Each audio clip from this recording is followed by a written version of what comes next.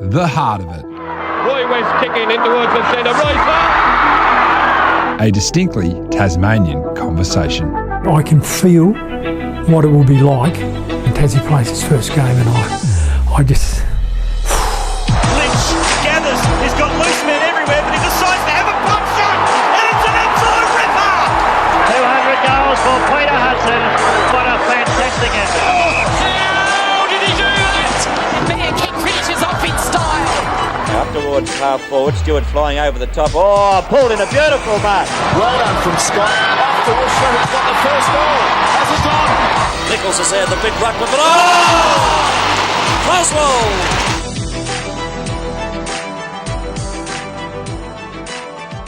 Hello and welcome to The Heart of It, a distinctly Tasmanian conversation. In today's episode, a footballing trailblazer who overcame a brush with death to win an AFLW premiership. Jess Wuetschner has a remarkable football story and in many respects is lucky to be alive to tell it. A part of the AFLW revolution from its infancy, Wuetschner tasted premiership success with Brisbane before joining Essendon's inaugural list, even kicking the club's first goal. But in the background of her immense football achievements, Wuetschner has had to fight a crippling battle with her mental health after she was nearly killed in a freak work accident. Now, back home, she's relishing the chance to bring through the next generation of players as head coach of the Tasmanian Devils girls program. This is the extraordinary story of Jess Wuetschner. It's been pretty special. I'm really enjoying, obviously the job has been fantastic. It's been a real joy. It's probably the most I've enjoyed working in my whole life. And it's also good to be around family as well. Was it always something you were planning to go into, the coaching? It was definitely something that was on my radar. I sort of found that I always liked to teach as I was playing as well and try and help the younger players and things like that. And, you know, a few people say, oh, you'd make a good coach one day. I was like, oh yeah, maybe.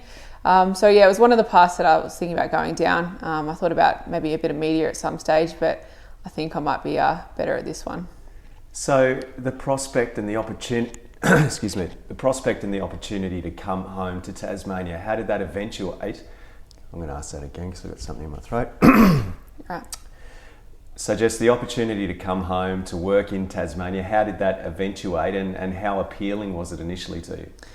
Yeah, it was something that sort of came out of the blue. I'd picked up an assistant coaching role in the AFLW, and in about October, I think it was, Jeremy Webley gave me a call and he was like, hey, like, you know, we're going to have this opportunity sort of come up. You know, are you interested or anything like that? And I sort of ummed and ahed and I was like, oh, I'm pretty settled here in Victoria, so probably not. And I just kind of went about my day, and about a month later after that, I got a call from Damien Gill, sort of about the same thing. And the more that I thought about it, the more I thought the opportunity was just too big to not take up. And yeah, I'm super glad that I made the jump to come back down here. So what was the strongest source of the pull to come and take the position, do you think? I think just being able to be a full-time coach and have that as my career and as my job, and to be able to do it for the young youth coming through, I think's really like inspiring to me, like getting to watch them, you know, come from under 16s through to under 18s and be a part of their journey is something pretty special, because, you know, when they go on and do big things, I get to say I made a tiny difference in their life, so it's pretty cool. And it was very different for you coming through, wasn't it, which we'll touch on with obviously your experience playing with Clarence and then going off to Western Australia before you were ultimately drafted by Brisbane. But how have you found life in Tasmania? You were away for a fair while. Is it, as you left it, has it changed? What are the feelings when you come back to your home state? Yeah, it's an interesting one. I feel like Tassie never changes. You know, I was gone for 11 years and I came back and everything still seems pretty similar, with the odd change here or there. But I think the overwhelming feeling is just that it feels like home. As much as I'd love my time in Brisbane and my little time in Melbourne as well, like coming back here, it feels very familiar, which is super comforting. Take me right back to a young Jess Wuetschner, when football came on the radar and what your upbringing was like here in southern Tasmania. Yeah, so for me, football to me was just going along to watch my dad play and have a kick at halftime with the boys and try and make them look silly, and you know, that was kind of all I knew as football at the time was, you know, men only, and I'd have a kick at halftime. And I played a little bit of like school footy. I think there was a couple of games through my primary school, and then nothing really until I was 17. So my upbringing was predominantly hockey and cricket. I played those fairly competitively through my junior years until I found senior football at 17 here. And then I got into that and eventually decided to make the move to try and play in a stronger league and really take the game on. Where was your dad playing footy? He played a bit all over. I feel like probably Franklin's where I know him from the most. He played over a few different clubs, but I feel like the most I remember is he'd play at Hutchins, at the ground at Hutchins. And the thing that I remember is during the game, I wasn't watching him. I was playing in the pine trees along the side of the ground, and as soon as the siren would go, we'd grab our ball and run out in the field. And so he was best mates with Baldy Fox and his son Josh Fox, who's actually quite an accomplished footy player from down here as well. We were pretty close growing up, so we were always kicking the ball together. Baldy Fox is a good friend to have, especially if you ever find yourself in any trouble. He was one of the toughest Tasmanian footballers of all time. So that's Queenborough you're talking about, with the hedge and going out onto the ground to have a kick. And so many young southern Tasmanian footballers of that time have experiences like yours. Nick Rewalt's talked about climbing in that hedge and watching football games. Did your dad have an early involvement in kicking the footy with you, teaching you the basics, that kind of thing? Or was it a case that he thought, well, there's no future in the game for my daughter, and didn't do it so much? No, Dad was great. Like I was lucky enough to be fairly natural when it came to my skills and things like that. But Dad was always the first one to come down and kick the footy with me. He'd be teaching me little things, how to take speckies, all that sort of stuff. And he had a really big part in my journey through Clarence as well. He was always there as a runner, as an assistant coach, helping out in any way he could. So he's been a huge influence on where my football has gone. You say you played at a reasonably competitive level of hockey and cricket. How far did that take you? Did you get to state level with those sports? Yeah, I did. I'll go with hockey first. So hockey, I played state under 16s. And made the state under 21 team. And when I was about 2021, I got the opportunity or the offer to come and train with the Van Diemen's, which at the time was the top level state team down here. And I actually turned it down just to focus on footy, which was club footy at the time, because I just loved it so much. So you certainly know where your love lies when that opportunity comes up and you're like, nah, no thank you. And cricket? In cricket, I was in the original Raw squad, so when the Tassie team came in originally. I never got the chance to play a senior game, unfortunately. I did play some 18s and some junior stuff through there. But yeah, I kind of fell out of love with cricket around that time and didn't take it probably as far as I could have. Were you a batter or a bowler? Or? I was a bit of a slogger. I was a batter, big left-hander. Pretty much played all leg side. I used to think I could throw down some medium paces, but they weren't too good, so I'd stick in the field. You were built for T20s by the sound of it. What do you think it was about Australian rules football that most consumed you, most led to your passion for the game? I think it's a number of things. I think, the fact that I was watching my dad play, I was surrounded by it growing up, and probably fell in love with it at a young age. I think it kind of helps when you're pretty good at it as well. I think when you're good at something, you can really take it and run with it. And with that as well, like just the community around the club football down here, like I found so many good friends from there that I'm still friends with to this day, even though we haven't seen each other in years, So I think that aspect around the community around football's been huge. So Clarence is the club that you first play footy with competitively. Was that a very new thing that women's games were being played at a senior level in Tasmania when you started to come through? Yeah, I believe the comp had started a year or two prior to when I sort of came in, and when I did come in, which was 2009, some of my players have barely been born by this point that I'm coaching now, which makes me feel very old. There was only 4 teams in the entire state. So there was, at the time, it was Clarence, Launceston, I'm going to say Devonport and another team down here. I'm not sure who it was at the time. and yeah, we were travelling pretty much every weekend, you know. So it was an interesting time to be a part of Tassie football, because it was literally the start of female football here in Tassie, which is crazy because of how far we've come to where we are now. It's pretty cool. So how well organised was it? Did you have access to grounds for training, for games? How many layers of support sat underneath this new competition? Do you remember? Not a lot, no. I know, you know, even though we're under the Clarence banner, we didn't have a connection with Clarence really at all at the time. Everyone that was involved was on a voluntary basis.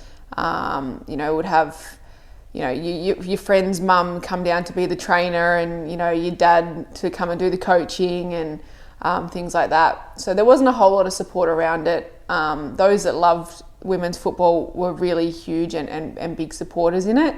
But it was very different to where it's at now, because, yeah, obviously there's still a lot of voluntary aspect in women's football, in football in general. But now there's actually a bit more opportunity for people to be involved on a paying basis. Yeah. As a kid, did you follow a football team, and did you have footy heroes? Yes. Everyone gets a bit surprised when I say who I went for, but I was a Port Adelaide supporter. Still, you know, give them a bit of a watch every now and then and hope that they do well. But the reason that I went for them was, one, as a kid, I loved the colours. I thought the colours were the coolest colours in the league. And two, I was a big fan of Stewie Jew. So he was my hero growing up, the big booming left footer who didn't necessarily look like a conventional footballer, but was an absolute weapon. He went on and did some great things at both Port Adelaide and won Hawthorn a flag as well before becoming a senior coach for a while. Yeah. How did that go down at school? There wouldn't have been too many Port Adelaide supporters at school there in those days. No, not really. Yeah, I'd probably get not bullied, but, you know, I'd get a bit of shit about it. Yeah. 2004 was a good year though. Great year. The following year was not a great year though. Yeah. So yeah, we'll take the 2004, but we'll forget 2005, I think. Yeah. So you start playing footy for Clarence in 2009. At that point, did you even have the faintest idea that AFLW would come into existence 8 years later? No, not a chance. I was still hoping and praying that I'd one day play in the men's league. Like, that's the kind of dreaming that we had to do as young girls. Was maybe I'll be the first, you know, woman to ever play AFL. So they might let me in. Yeah, they might. Never. I'm 5'4", 65 kilos. Like, there's not a chance I'm going to get an AFL field. But yeah, look, that's how we had to think back then, because the prospect of an AFLW competition was so far in the horizon. So where does it start to enter your thoughts that might be a possibility? Obviously, you've been playing for a fair while before it even comes onto the horizon, as you say. Yeah, I think when I moved over to Perth was probably when I sort of started to see a little bit of a future in women's football. They had the exhibition games with Melbourne and Western Bulldogs that kicked off in 2013, and I saw that and I was like, oh, that'd be pretty awesome. Like, I want to be able to play on the MCG or Marvel Stadium or something like that. So that's one of the reasons that I moved to WA, was to get seen a little bit more, improve in my football. And I was just lucky enough that the opportunity came up with that. And I got drafted to Western Bulldogs for the exhibition games. And that's where I met Craig Starcevich. So that obviously started a really important relationship there to my future when the competition came in. Yeah, and when you went to Perth, was that purely a football decision, or were you thinking of like a change or career was something you were thinking about, or was it really just footy driving that decision? It definitely wasn't career, because I had nothing to go over to. It was football, I would say, for the most part, as well as just a change. You know, at 21, sometimes Tassie can be a bit of a small pond, and I probably just wanted to expand my horizons and learn new things. And I think, you know, making the move so young has played a huge role in how I've grown up and who I've become. And I've certainly learned a lot of things that I didn't learn in school, that just being able to go out and explore the world by myself has you know, changed my views, and I've seen a lot more things. So did you hit it off with Craig Starcevich instantly? Yeah, we got along pretty well. Craig's a very... He knows girls and women well. Like, he coaches women well, and he builds good relationships with his team and with his players. So he's a pretty easy guy to get along with. So yeah, we had a good time playing at the Bulldogs together, and obviously that transpired to a bit more and a few seasons at Brisbane. Yeah, and onto a premiership. So what is that moment like when you get drafted to an AFLW team? When, I suppose, is there a moment where you reflect on, wow, I just came to football late, my goal was to play in the seniors with the men, and now here I am, I'm on the Brisbane Lions list?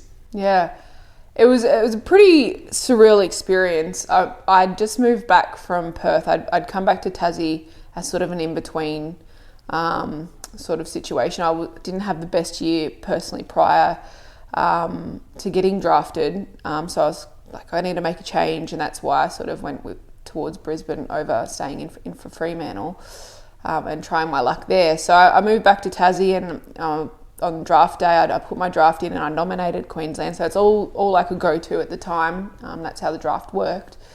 And everyone was out, Mum was at work, it was just me there, and I was sitting in the corner of my bedroom at the time, and so on the ground and my phone in front of me, just watching the numbers getting called out, Brisbane, blah, blah, blah, it's not me, Brisbane, blah, blah, blah, it's not me. I think I was like the 3rd or 4th pick for Brisbane, and they called out my name, and I just remember just like going absolutely nuts, like throw it on the floor, jumped up, running around the house, just like absolutely ecstatic, because young Jess could have never have dreamed it. So it was pretty crazy. Yeah, it's absolutely amazing. So what's the experience like when you uproot and you move into an AFL environment for the first time? Yeah, it was the first year was pretty interesting for me, because I'm quite an introvert until I get comfortable in an environment, and then I'm quite extroverted.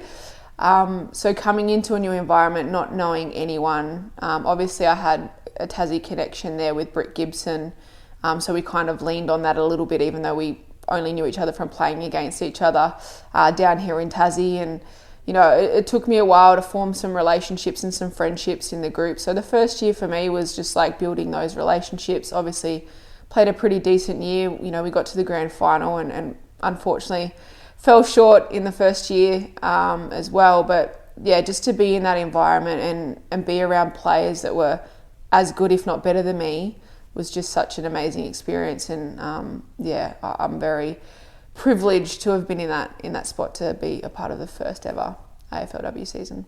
I mean, everyone watched that first game. I was lucky enough to do the game on the radio, Collingwood and Carlton, to see Princes Park, Icon Park, filling to the point where you couldn't see a spare seat, and then the AFL announced that the gates had been locked. Do you remember your emotions when that game was played, watching it? Yeah, I was just in awe, and I think everyone was in awe. I don't think that we expected 20,000+ people pouring into Princess Park to watch women's football, because before that we were playing at local grounds with maybe 100 people watching if we were lucky. So I was just really excited about what that meant and what that was going to bring for us as women. Yeah. And when the ball was bounced, I know Debbie Lee talks about having this moment. She's there in the grandstand, and she just thinks to herself, she's overcome with emotion. Wow, we're here. Mm-hmm. Did you have any moment like that? I think maybe not so much. I reckon if I was at the ground, I probably would have felt that. But watching on TV, I was probably more or less sussing out the competition and checking out how good everyone was, and sort of thinking to myself, are we going to be any good? Because I don't think many people gave us much of a chance in the first year. So I was probably sussing that out a little bit. But, to see the emotion of the first goal that, Jazz Garner kicked and just the roar in the stadium was amazing. So I hoped at that point in time probably that I was going to be able to play in front of a crowd like that one day. Correct me if I'm wrong, but you had to wait a couple of days. Was your first game Melbourne versus Brisbane at Casey Fields? Is that right? Was that on a Sunday? That's correct. That was on a Sunday. I think we were the last game of the round. And we come in down to Casey, which is my least favourite ground to play on. It's very windy, isn't it? It's very windy, and we had some severe weather at the time as well. And no one gave us a chance. Like, you looked at the Melbourne team, they were much better than us on paper. In terms of like the Victorian talent that they had, and we were a bit unknown. And I just remember we kicked a goal, and I was like, okay, all right. And then we just kind of like, it was just an arm wrestle back and forth. And, you know, when the final siren came, it was an incredible feeling because we probably didn't give ourselves a chance because no one else gave us a chance. And yet we've just knocked off probably one of the top teams in terms of the outside noise. So, yeah, it was an awesome way to start our career, considering we had a bit of a break to a lightning storm where we had to go inside. So it was an interesting experience. That's pretty crazy, isn't it, when you think about your first game and you have a break for a thunderstorm? Yeah. Yep. It's a bit ironic now for me, but we'll get to that. We'll get to that, but yeah, it was interesting. It was just before half time, and we're like, no, we'll just call it half time then. So we went in for a half time, came back out. Rain still going sideways, and yeah, it was a bit of a slog, but an unreal story, I guess. Absolutely. Brisbane became such a powerhouse in the competition, but as you say, like knocking on the door of winning a premiership, not quite getting there, and then you do manage to achieve the ultimate in 2021. What do you think changed? Was there anything that changed, and how special was it to achieve premiership success? Yeah, I think just over the years, continually as a club building elite standards, and I think you can see that where Brisbane's at now. Like, they're the fittest team on the park. You watch them in the off season, they're training the hardest, they're doing everything that they can as players, and they have a good group of support around them with the S&Cs and the coaches as well. So it's just, I reckon the better we got at that through the years, I think that sort of translated onto the field, because if I'm being honest, the game plan only changed a very small amount over the years.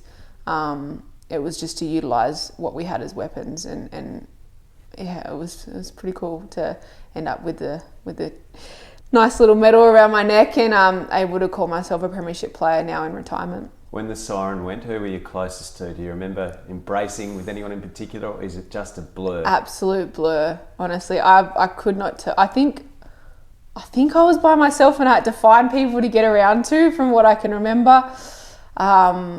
Yeah, it was a very surreal experience, because we knew that we had it in the bag, you know, probably with 5-10 minutes to go. We're up by quite, maybe 5. I wouldn't go 10, but yeah. So just to hear the siren and feel all of the emotions that were overcoming, obviously having been on the other side of it twice, yeah, it was super important for me as a person, because, you know, I wanted to get a premiership before I retired, and that wasn't probably too far into the future. And as for the club as well, to get some reward for effort, because I feel like across the years we were definitely one of the top sides that I think deserved it. How did you see the relationship between the men's program and the women's program at Brisbane? Did it feel like one club, or was it disconnected?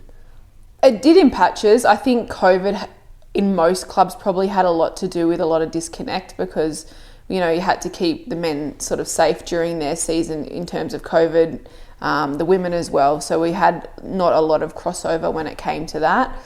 I can't speak for how it is now, because I left sort of as COVID was leaving, or not leaving, but, you know, like getting less and less exposure as well. So before then we were integrated enough, I think, and now that they have the big complex that they have down at Springfield, I think that will allow more connection, because the gap is quite small. Yeah. As a fledgling competition, obviously the paying conditions have improved for AFLW year on year, but when you were playing, you absolutely had to be working, didn't you? And you took a job as a stevedore on the docks in Brisbane. What year was that, and how did you find yourself working on the wharves? Yeah, so first year I played, I think we made $8,000 for the whole season as a tier 4, which certainly meant that you couldn't live off that. But so the company that I was working for had been in talks about potentially sponsoring Brisbane at the time. It didn't eventuate, but they sort of offer a chance of employment to any of the girls that were interested. Myself, Britt Gibson, who I believe still work for the company, and Nicole Hildebrand took the offer up, and that's sort of how it eventuated. Went in for a interview, passed all that. We're obviously pretty physically fit to allow us to do the job, and yeah, that's how it happened. Did you know what a stevedore was before you got that opportunity? I knew more what a wharfie was rather than a stevedore. I don't think anyone knows what a stevedore is. Well, tell us. So it's a wharfie. We work on the wharf. Generally, it can be manual labour on the container ships, locking and unlocking boxes, taking the pins out of them, or you could be up in the crane, working in the crane, or driving the straddles around. So it's pretty versatile, pretty heavy manual labour when you're on the labour side, which I was for majority of my time there. But it kept me pretty fit, so yeah. Yeah, fit and strong, but obviously an element of danger, which you came to know. Can you tell me about the almost fateful day when you were struck by lightning? Yeah, so a bit over 4 years ago now, my last day on the job, I was working a night shift. We were meant to have a game against Gold Coast down on the Gold Coast, but it got called off because of the weather, and I got called in for work, and I sort of ummed and ahed, should I go in? I'm like, oh yeah, it's like $600, of course I'm going to go in. Went in, and on my sort of first stint before my smoko, as we call it there, had to go up onto the top of the container ships to unlock some boxes to get them off by crane. So what happens is we get into a metal cage, they put the crane onto it, lift us up, take us over to where we need to go to unlock the box with a aluminium pole. But the weather sort of came in, and it was like sideways rain. The wind was so heavy that sometimes the sirens were going off, but they weren't going off long enough for them to abandon work, apparently. And there was a bit of lightning a bit further in the distance, and I did express my concern about going up into the crib at the time to go and unlock the boxes, but being below the threshold, the chain, I just sort of did my job, went up there, and was unfortunately in a position where the lightning struck the aluminium pole that I was holding, and yeah, just kind of, that's what happened. That is crazy. So do you remember it happening? Do you remember what it looked like? Do you remember what it felt like? Yeah, well, obviously I'm still here, so I'm pretty lucky. I was wearing rubber gloves and rubber boots, and I was suspended in the air, which is probably ultimately what saved my life. What happened, as soon as it hit the pole, I saw like white/blue flashes of electricity lightning go over my arms, sort of like up over my body, and then I just went into an absolute state of shock. Physically, obviously, I was okay in the end, but I genuinely thought I was going to die. My God. Yeah. Is that something that's very hard to take out of your memory bank, is it? Yeah, it's taken me a long time. I think a lot of the times when people ask about it, I sort of have to talk about it in a joking manner. Otherwise, if I think about it too hard, like it does well up some emotions that I probably, still haven't fully, gotten over. I've done a lot of work, and I've been very supported, particularly from the AFLPA in my recovery from the incident. But yeah, it's taken me a long time to be able to talk about it and be comfortable with it, with really thinking about it. So after it happened, do you remember the aftermath? I mean, you say you're in a complete state of shock, which of course you would be, but how are you feeling afterwards, and then what happens? Are there people there to support you? Are you taken to hospital? What went down after? So when it happened, I felt like forever was stuck up in the crib. Like, for some reason, the crane driver wouldn't bring us down, and I didn't know why, but it was probably 5 or 10 minutes. And I'm up there having a big old panic and, hyperventilating and on the floor, like just in shock, and felt like forever. And then they're like, should we call an ambulance? And I'm like, call the damn ambulance. Anyway, so by the time it happened to the time that I got off the crane into the first aid room and the ambulance got there, was probably about 40 minutes. Felt like 40 years. Oh my God, yeah. What have been the lasting impacts? Pretty severe PTSD. I've been living with generalised anxiety disorder since then, which has laid a huge impact on my life. It's changed my personality. And it's been a really huge cause of a lot of issues and things that have had to change in my life. If I'm being honest, I'd probably say I used to be a fun, adventurous, like had no fear kind of person, and now I'm sort of the opposite. I'm still fun, but I'm not adventurous, and I still live with some irrational fears sort of in everyday life. But from where I've come to where I am now, I'm super grateful because I can still live a pretty general normal life. Yeah. So I'll take it. Yeah, for sure. Did you ever think about taking legal action? It sounds like, I don't want to make any allegations, but yeah, it sounds like there was at the very least a case for that. I did. But I wasn't in a place where I think I was able to go for a fair trial. So I just ended up taking a pretty poor outcome, just for my own sanity, just to try and get better, because that was the most important thing. So I wanted to move on. Kind of wish I didn't do that and had have gone a bit harder at it. But at the end of the day, for me, my welfare and just getting better was more important than any kind of money. So what year did that happen? That was 2020, January. And then you get back to playing football and you play in a premiership. So did it impact your football for a while? Yeah, definitely. The first, well, obviously it happened just before the season in 2020. I kind of was in probably a state of shock for a couple of weeks. I ended up playing round one and then had an absolute mental breakdown post that game. Ended up in hospital. And from then on was just a ball of absolute anxiety, just trauma. I was not in a good place. Went on some medications that sort of evened me out a bit. Was able to get back on the park that year, played some alright footy. Definitely not my best. I probably haven't played my best since the incident, if I'm being honest. And yeah, sort of got through that season.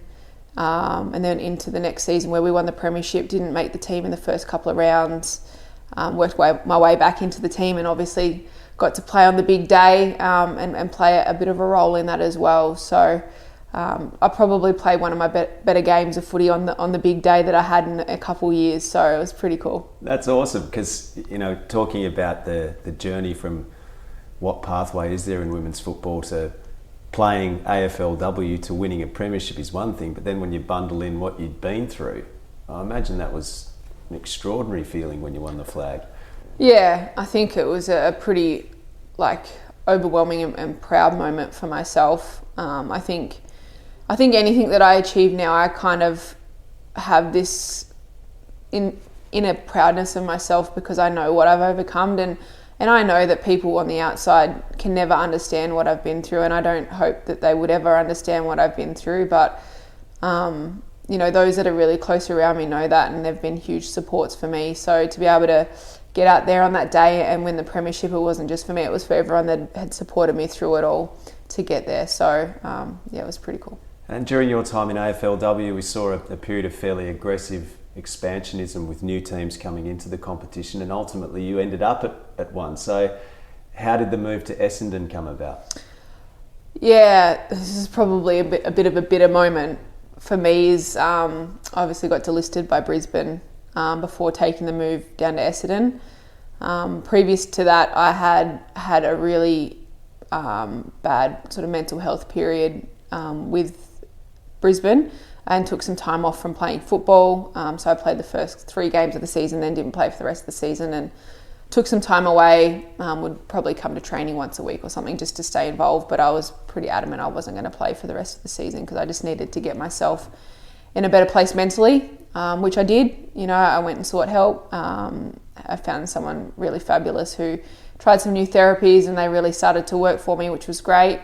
And then the sort of season finished, and no one had really checked in on me from the club for a while, and then I got a message or a call from Bree Brock, the CEO, to come in sort of to the office. I was like, okay, I kind of just thought they were checking up on me and seeing how I was going, but it ended up being that I was getting delisted, which was pretty hard to take, being that an original who had been pretty loyal to the club at times when I probably could have, maybe taken a bigger opportunities, but I loved the club and wanted to stay there. So that was a really hard period for me, and I probably held a bit of a grudge and a bit of hatred for a while.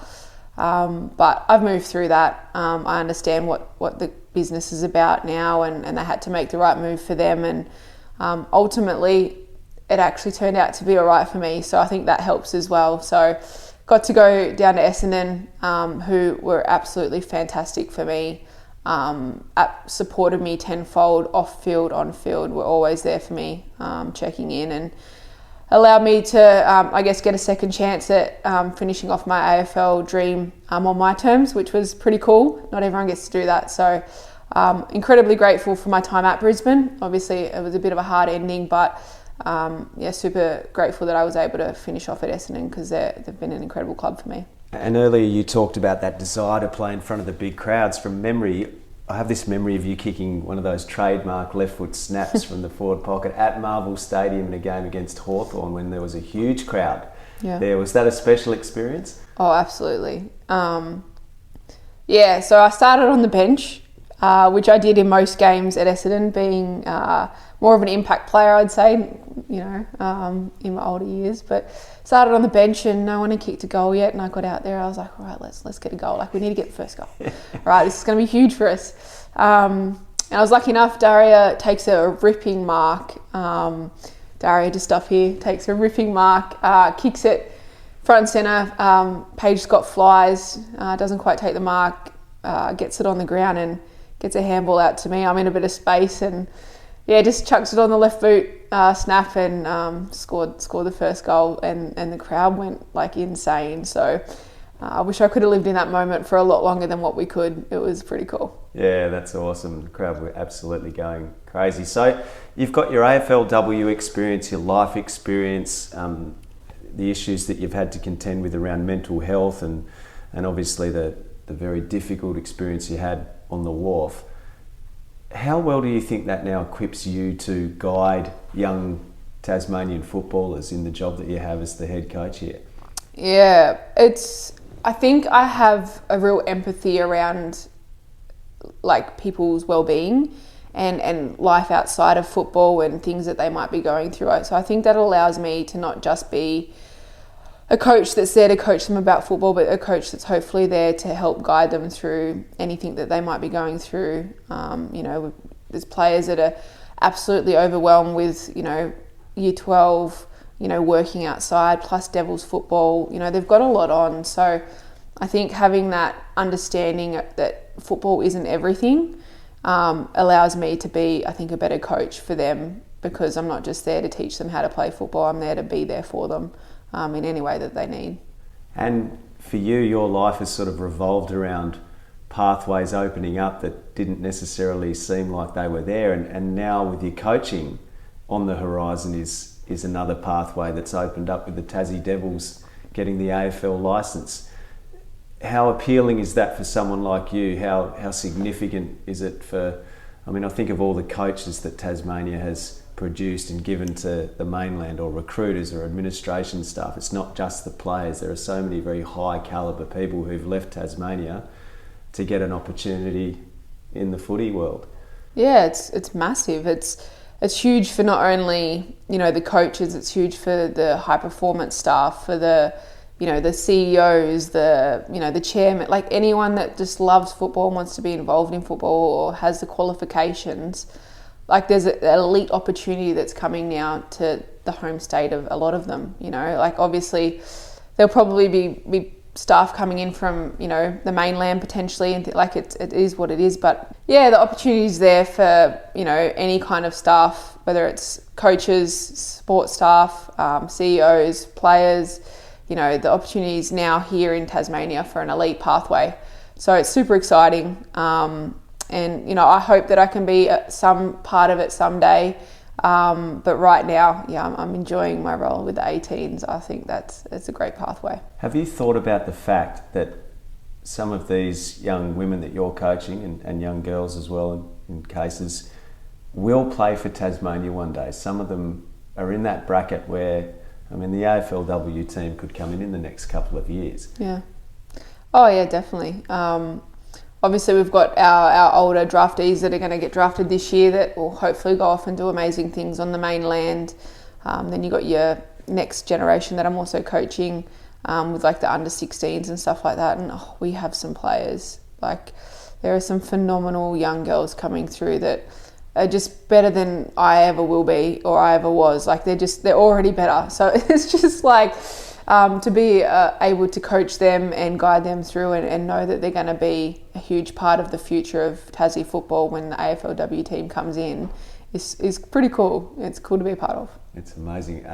Lastly, as a coach now, what drives you as a coach? A premiership defines someone as a player and obviously drives you. What about when you're coaching? What is your goal as a coach? That's a good question. It's probably a few parts. For me, obviously, I want to be able to give the girls every opportunity to get drafted, particularly those that really want it and want to be there and have the talent to get there. So like that's a huge driving factor for me, is allowing them to shine and be the best players that they can be. One thing that I said when I came into the role, I just want to make it a really fun experience for everyone involved, even hopefully those that haven't had an opportunity to play yet or might not get as much opportunity. Like I want them to feel like this is a place where they're still getting something out of it, whether that be football wise or personally wise. I just want it to be a really exciting thing that they can look back on in the future and think, oh yeah, like I was a part of the Devils, like that's pretty cool, right? So, because I know from my experience, like going back, like I look back on things like that and it plays a role on your whole life pretty much. Jess Wuetschner, thank you very much for the chat and go well. It's an awesome opportunity that you have in front of you and wish you every success as you guide the next batch of young Tasmanian footballers. Thanks, Alistair. Jess Wuetschner, someone who has achieved so much in the game and has overcome much along the way. The perfect person to guide the next batch of Tasmanian AFLW stars. Thanks for listening to this episode of The Heart of It. Make sure to rate, like and subscribe to the podcast. You'll find previous episodes with the likes of Peter Hudson, Royce Hart and Jeremy Howe, wherever you get your podcasts, or at tasmaniafc.com. I'm Alistair Nicholson. I'll catch you next time.